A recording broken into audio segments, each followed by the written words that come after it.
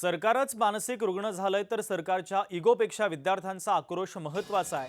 मनसे अध्यक्ष राज ठाकरेंनी ट्विट करत टीका केलेली आहे। तर राज ठाकरेंनी काय म्हटलेलं आहे आपण पाहूयात। सरकारने त्यांना ज्या पद्धतीने फरफटत नेलं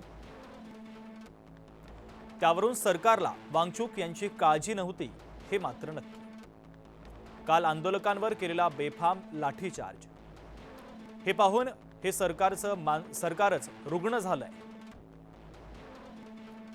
त्यांनाच रुग्णालयामध्ये भरती करण्याची गरज आहे असं दिसतंय, असं राज ठाकरे यांनी म्हटलेलं आहे।